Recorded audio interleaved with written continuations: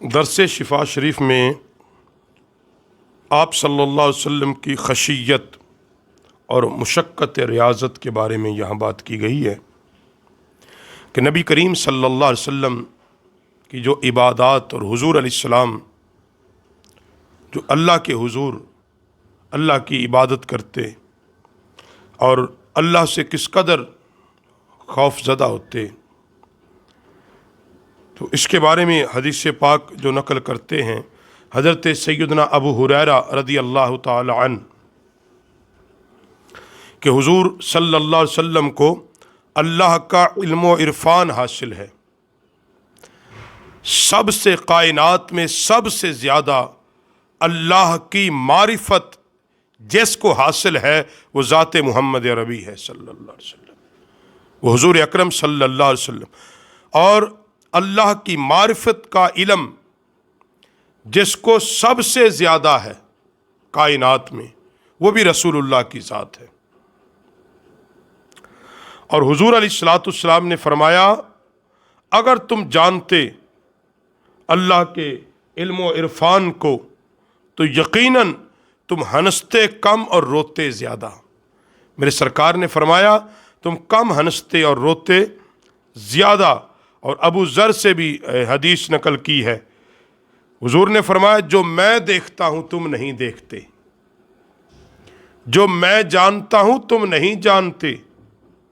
اور آقا علیہ السلام نے فرمایا جو میں سنتا ہوں تم نہیں سنتے۔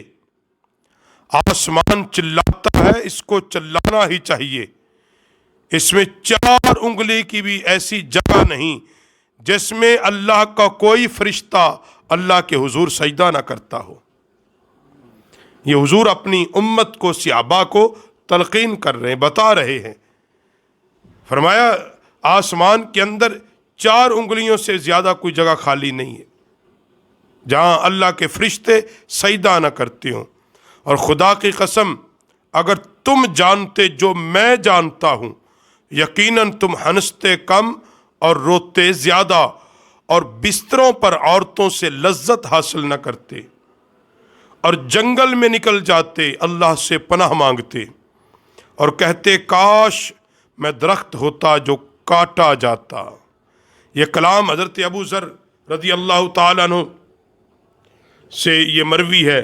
اور پھر اگلی حدیث حضرت مغیرہ رضی اللہ تعالیٰ عنہ کہ رسول اللہ صلی اللہ علیہ وسلم اتنی نمازیں پڑھا کرتے تھے، اتنی طویل نماز پڑھا کرتے سرکار کہ آپ کے مبارک قدم پھول جاتے، سوج جاتے۔ یہ سرکار کی عبادت کہ عشاء کی نماز کے بعد سرکار نوافل پڑھتے، تہجد کے نفل پڑھتے، دیر تک پڑھتے رہتے۔ تو نبی رحمت صلی اللہ علیہ وسلم اس قدر اور تسلسل کے ساتھ اللہ کی عبادت کرتے کہ آپ کے پاؤں مبارک پھول جاتے، اور آپ اتنی نماز پڑھتے کہ آپ کے قدم مبارک میں کبھی کبھی زخم آ جاتے۔ یہ عبادت سرکار اللہ کے حضور کرتے۔ اور آپ سے جب کہا گیا کہ آپ صلی اللہ علیہ وسلم اتنی مشقت برداشت کیوں کرتے ہیں، جب آپ کی بارگاہ میں عرض کی گئی کہ آپ اس قدر مشقت کیوں اٹھاتے ہو، حالانکہ اللہ نے آپ کے سبب آپ کے اگلوں اور پچھلوں کے گناہوں کو معاف کیا ہے، آپ تو ہے ہی معصوم، اللہ نے تو آپ کے توسل سے آپ کے پہلے اور بعد والوں کے گناہ معاف کیے ہیں۔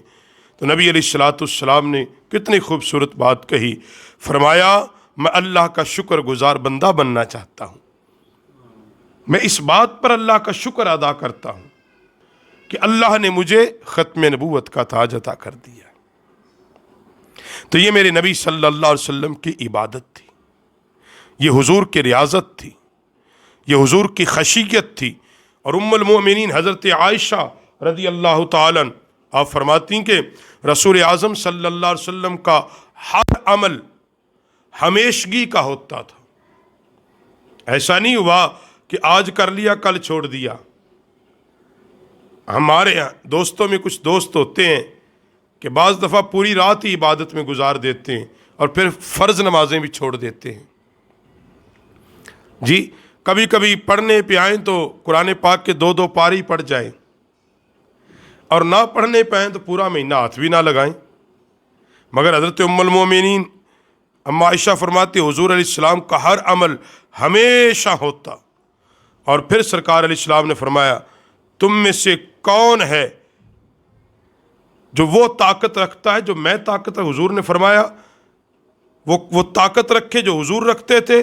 فرماتی ہیں روزہ رکھتے تھے تو ہم کہتے تھے آپ کبھی افطار نہیں کریں گے، یعنی ہمیشہ سرکار روزہ رکھ رہے، ہر روز روزہ رکھ رہے، اور کبھی سرکار افطار کرتے تو ہم سمجھتے شاید دوبارہ اب نہیں رکھیں گے، لیکن سرکار اس تسلسل کے ساتھ اللہ کی عبادت کرتے۔ اور پھر فرماتے حضرت انس سے مروی ہے کہ انہوں نے کہا کہ اگر تم یہ چاہو کہ حضور صلی اللہ علیہ وسلم کو رات میں نماز پڑھتا دیکھو تو نماز پڑھتے ملتے، اگر تم چاہو تو حالت خواب میں محو استراحت دیکھو تو آپ سوتے ملتے۔ حضرت انس کہتے ہیں کہ جب بندہ سمجھتا ہے کہ حضور نماز پڑھ رہے ہوں گے تو سرکار نماز پڑھتے ہی اس بندے کو ملتے، اور کوئی سمجھتا ہے کہ حضور تو آرام کر رہے ہوں گے، کہتے جب وہ جاتے تو سرکار آرام بھی کر رہے ہوتے۔ تو یہ باب آگے بھی ہے۔ تو یہاں جو بات بیان کی گئی حضرت علامہ نے، قاضی ایاز علیہ رحمہ نے، وہ یہ کہ سرکار کی عبادت کو کہ کس قدر آقا علیہ السلام اہتمام کے ساتھ اپنے اللہ کے حضور جھکتے تھے، کس قدر نبی رحمت صلی اللہ علیہ وسلم خشیت کے ساتھ، ذو و خشوع کے ساتھ اپنے رب کی عبادت کرتے تھے۔